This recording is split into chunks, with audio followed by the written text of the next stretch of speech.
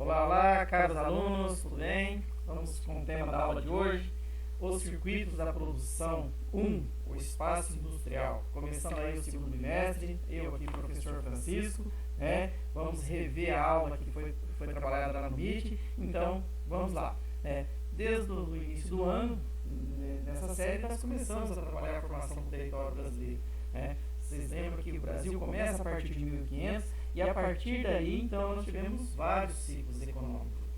Na aula de hoje, nós precisamos desenvolver as habilidades, identificar elementos representativos das diferentes fases da industrialização brasileira. Isso quer dizer o que, gente?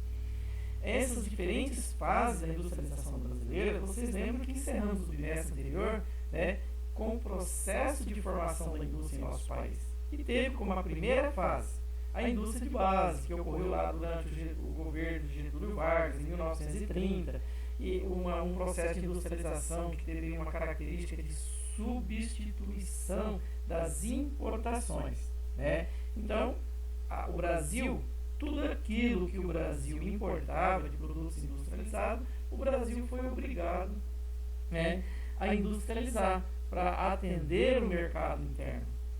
Mesmo que foi um período que ocorreu lá a crise de 1929, e o Brasil tinha como seu principal comprador de café, 70% da produção brasileira ia para os Estados Unidos, e o restante ia para comércios como Europa, devido à queda da Bolsa de Nova York, nós tivemos aí uma recessão econômica durante esse período. E aí o Brasil teve uma crise econômica causada pela crise de 1929, também passamos por essa recessão, e o Brasil então foi obrigado a mudar a sua atividade econômica.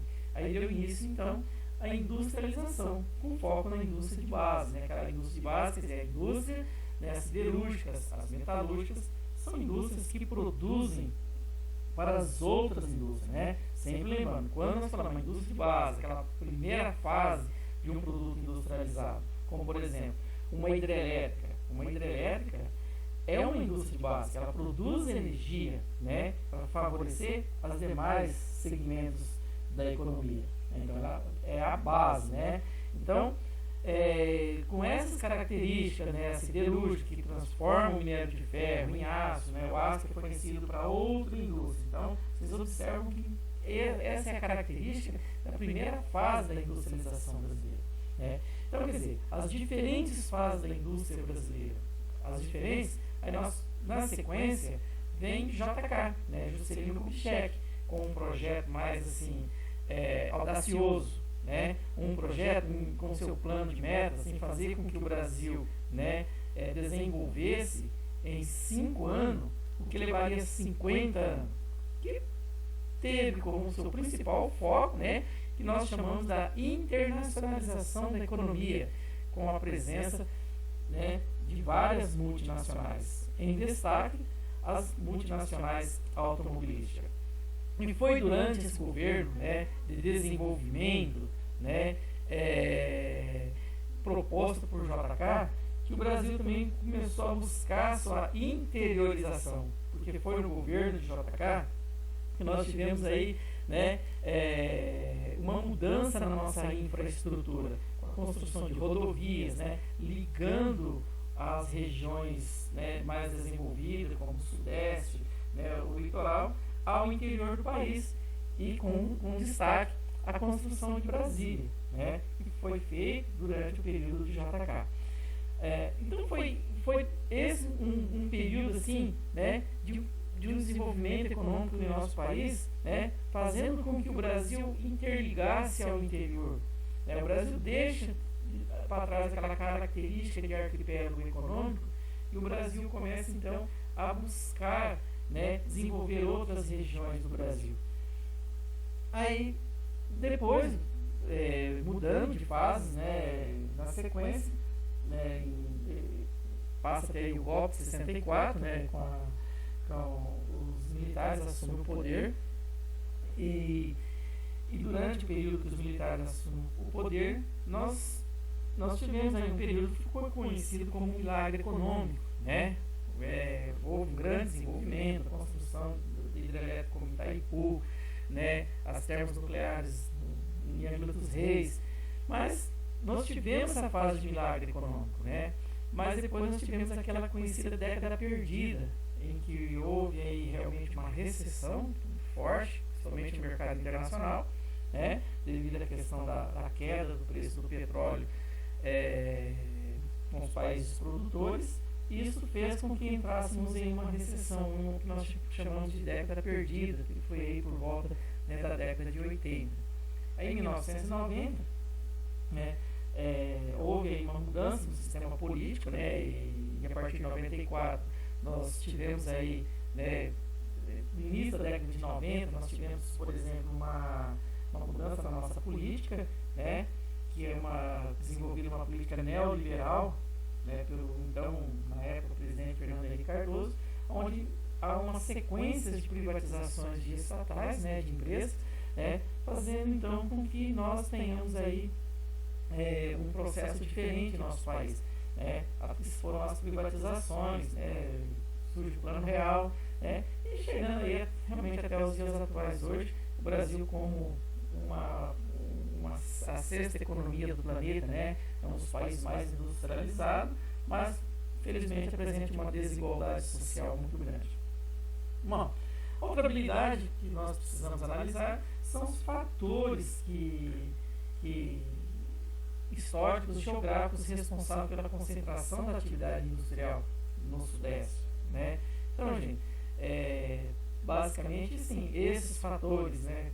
Quando nas aulas anteriores nós comentamos a importância que o café como atividade econômica teve para a nossa região, na construção dessa infraestrutura, né? Então, nós precisamos analisar fatores como, por exemplo, a mão de obra que favoreceu esse desenvolvimento industrial na região sudeste, né? Só para recordar, então, nós temos aqui, foi trabalhado no mês passado, né? Se tratando de um fato histórico, os períodos que aparecem aí, a partir de 1500 e 1822 nós tivemos uma colônia, né? Foi o período colonial, né? Brasil colônia, né? Da metrópole portuguesa, e no período imperial, 1822, né? 1829, então o Brasil já se torna um país independente. Nós temos aquele período, né? Dom Pedro I, Dom Pedro II, que é o período imperial. E em 1889 nós iniciamos então a nossa república, né, que hoje, de acordo com os aspectos históricos, né, a velha república. Então a velha república que teve do período de 1889 a 1930. Né? Então a 1930 vocês percebem que é um divisor de água, um divisor histórico dentro da nossa história. Né? Então a nova república que chega aí até aos tempos contemporâneos.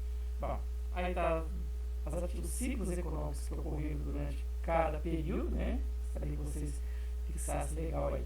Bom, mas se o Brasil, lá no JK, o Brasil lá durante o período do regime militar, o Brasil muda sua característica econômica, né?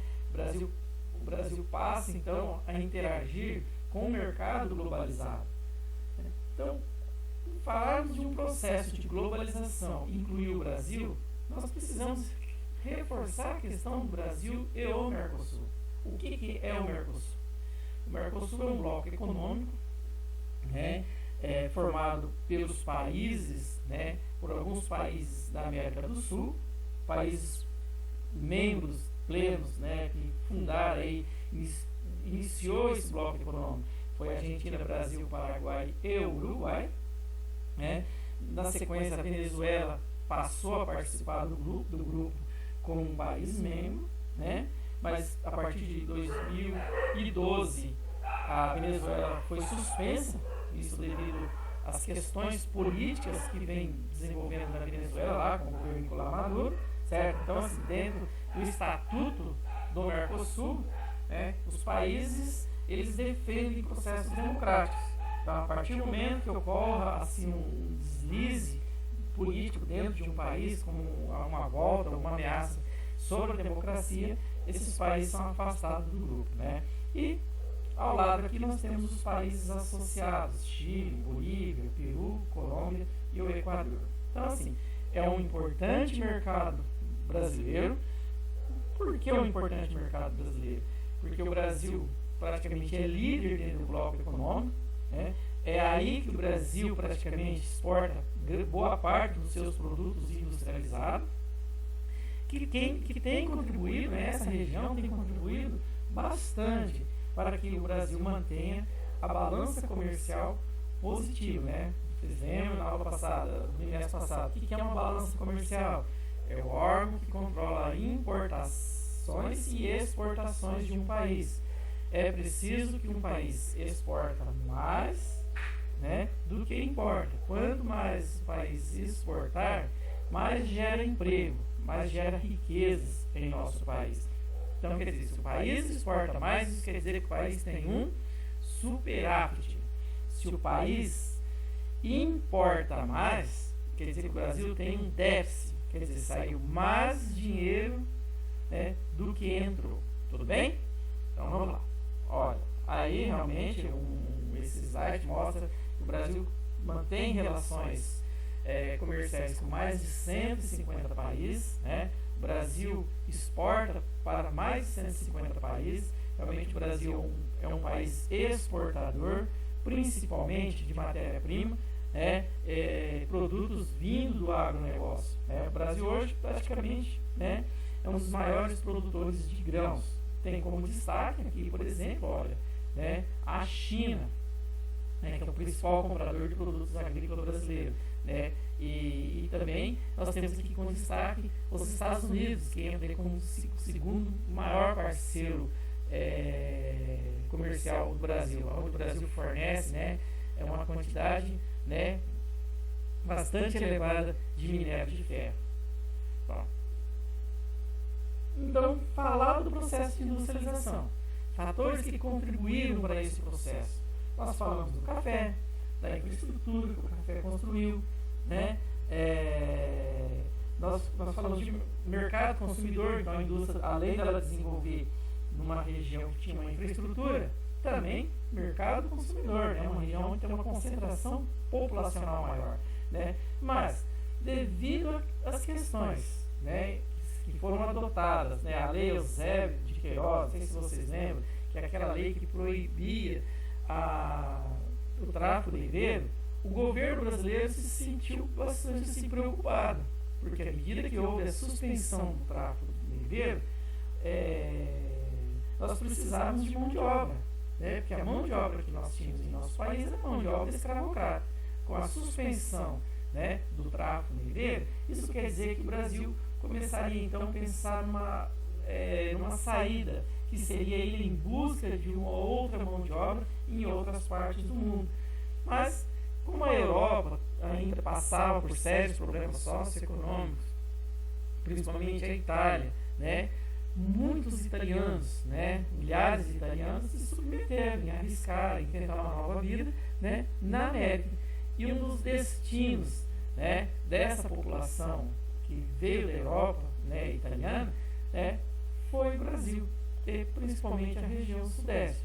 Mas assim, gente, nós tivemos vários fluxos de imigração para o Brasil.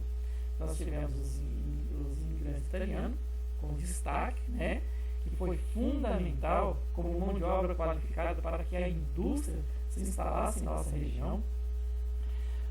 Um outro destaque, né, nós temos os alemães, mas isso seria mais para a região sul do Brasil, né, espanhóis, os próprios portugueses também contribuíram bastante aí, né, dentro de um processo imigratório, né, e com isso fez com que realmente o Brasil, né, passasse a ter uma visão diferente, né, por aqueles que viviam na Europa, que trouxeram uma cultura diferente de nosso país, né. É lógico, não esquecemos os japoneses. Os japoneses já surgem aí a partir de 1954, também tem um papel importante no desenvolvimento da economia do nosso país.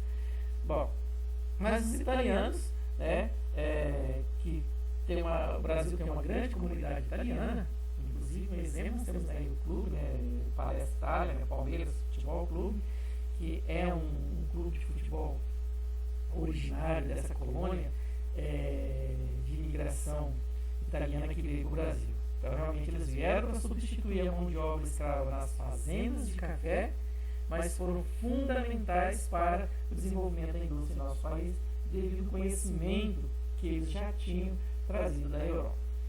E um dos fatores que é importante analisar, né, para dar sequência no nosso conteúdo nas próximas aulas, é a desconcentração industrial. Então, vocês observam que aparece aí a concentração e a desconcentração. Concentração por quê, pessoal? Concentração devido à indústria surgir no Sudeste, especificamente na cidade de São Paulo. Então, vocês veem que nesse período, o Sudeste, ele mantinha 80,7%. Gente, 87%, quase 81% de toda a indústria nacional concentrava-se no Sudeste, principalmente na cidade de São Paulo. E 12% no Sul. Mas o Sul, professor, sim, gente. O Sul que recebeu grandes levas de imigrantes europeus e o Sul que está bem localizado, próximo aos nossos países vizinhos, né? Como Paraguai, Argentina, Uruguai. Então, o Sul também foi beneficiado pela sua localização. O Nordeste, com 5,7%, o Norte 1%, e o Centro-Oeste, 0,6%. Mas foi a partir daí, de 1970, que inicia-se um processo de desconcentração dessa indústria. O que quer dizer a desconcentração? Quer dizer que a indústria ela sai de uma região centralizada, como o Sudeste, como São Paulo, e ela começa a buscar lugares em outras. A indústria começa a migrar para o interior do Brasil. Por exemplo, capital São Paulo.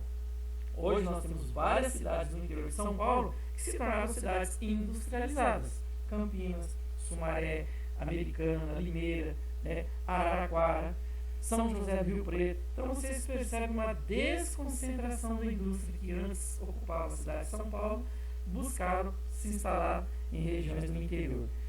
Também nós temos a desconcentração, tanto da capital ou a região sudeste, da indústria que sai desta região e busca outras regiões, outros estados em nosso país. Aí, por exemplo, nós temos a concentração industrial, como já tinha mencionado, Sudeste e Sul, por estar próximo a regiões como a Argentina, Paraguai e Uruguai, mas são regiões que passou a ter então uma grande concentração de trabalhadores, onde nós podemos encontrar nessas duas regiões os maiores centros urbanos em nosso país. Mas hoje, vocês percebem que já houve uma mudança legal aí na desconfiguração, uma desconfiguração daquilo que até 1970 existia em nosso país. Então vocês observam que lá em 1930 o Sudeste era responsável por quase 81% da indústria. Hoje nós temos aí pouco menos de 50%, 49,6%. Então, ainda mesmo assim, gente, há uma grande desigualdade na distribuição da indústria em nosso país. Então, nós temos regiões mais desenvolvidas que outras regiões. Mas já houve uma mudança legal aí, analisando aí essa informação. O Sul aparece com 28,9%. Olha, o Nordeste, gente, o Nordeste é onde a gente tem que dar um olhar já diferente. É uma região que nos últimos anos ganhou bastante investimento. Várias indústrias, inclusive da nossa região hoje, se instalaram no Nordeste. Hoje aparece com 12,1% do potencial industrial do nosso país. A região Norte, 3,1%. Nossa, olha que legal, olha, a região Norte, professor, aparece com 3,1%, também está melhorando a coisa na região Norte. Lembre-se, o desenvolvimento ocupa os lugares onde nós temos aí uma defesa ambiental, que é a floresta amazônica. A região Centro-Oeste, que é a região que teve o maior destaque aí nos últimos anos do agronegócio, mas hoje ela já aparece aí com 6,3%. Então, muitas indústrias que esperavam a matéria-prima produzida pela agricultura lá no Centro-Oeste, esperavam que essa matéria-prima viesse até aqui, hoje elas passaram a procurar um espaço mais próximo dessa matéria-prima. Então, por isso que a região Centro-Oeste ela vem também num processo de desenvolvimento legal, certo? E quais os fatores que contribuíram responsáveis pela essa desconcentração da indústria? A oferta de mão de obra qualificada. Então, aquela mão de obra que antes se encontrava apenas em regiões como o Sudeste, elas passam então a acontecer, elas começam a aparecer em outras regiões do Brasil. Mas como assim? As pessoas migraram? Também. Mas devido ao desenvolvimento também de novas universidades federais, né, várias universidades se espalham pelo Brasil, né, o interior começa também a ser ocupado por grandes universidades, e com isso também aquela população lá no interior começa a se tornar uma população qualificada. Isso chama a atenção das indústrias, né? Então elas buscam essas regiões aonde o custo de vida é mais barato, né? E por isso elas podem ofertar salários menores. E uma das questões que mudou esse espaço geográfico nosso, né, esse espaço de concentração industrial, são os incentivos fiscais. O que são incentivos fiscais? São incentivos que estados ou municípios oferecem para que as indústrias se instalem lá. Isso seria o quê? Seria a indústria, durante um período, 10 anos ou 20 anos, essas indústrias elas deixam de pagar impostos, né? Elas têm uma isenção aí durante um período. Então, quer dizer, isso se torna uma guerra fiscal, porque o município fica tirando a indústria de outro município, né? Como, por exemplo, vamos citar o exemplo aqui em Sumaré, a Honda. A Honda ela tem um contrato com a prefeitura de isenção fiscal, né? Mas vocês percebem que hoje, aos poucos, a mão de obra que está aqui em Sumaré, ela começa a migrar para outro município, devido à questão da guerra fiscal, que a Honda está buscando em outro município, porque à medida que começa a vencer o contrato dela aqui com o município de Sumaré, ela começa a instalar em outro município. Então seria uma guerra. Agora que a empresa poderia começar a gerar lucro para a prefeitura, né, para o município, ela vai buscar isenção em outro município. Como, por exemplo, a Mercedes aqui em Campinas. Quando venceu o contrato de 20 anos, ela vazou, né, e hoje está lá aquele barracão abandonado lá sendo usado como almoxarifado da prefeitura. Então, os abandono de áreas tradicionais, né, de elevados custos, né, realmente os custos das cidades são maiores, né, a locomoção de funcionários, né, de mercadoria, né, e uma menor organização sindical, que vocês sabem que nessas regiões, como a ABC, desenvolveram aqui vários grupos sindicalistas, né, como a CUT, né, então eles têm uma grande força de organização, e nas cidades menores eles perdem essa força, certo? Então, aí, para finalizar, eu estou apresentando aqui um mapa que realmente mostra essa organização de espaço. Olha, de acordo com a legenda aqui, vocês observam lá no caderninho do aluno, né, lá na apostila de vocês observam aqui, né, como está distribuído a indústria em nosso país por estados, mas vocês percebem que o estado de São Paulo ainda comanda esse cenário aí, desenvolvimento industrial, né? Mas vocês veem que aqui no mapa, olha, o interior hoje praticamente, né, está sendo tomado pela indústria, e outros estados que antes não tinham indústria, né, Amazônia, o Acre, aos poucos ela começa a aparecer, certo? Analisem esse mapa, analise o gráfico da apostilinha de vocês, né, e respondam no formulário como foi elaborado de acordo com o currículo e o caderninho de vocês. Então, por hoje, né, por essa aula, fica aí, finalizo então a partir deste momento, e muito obrigado, boa sorte, façam as atividades de vocês e façam com carinho. Valeu!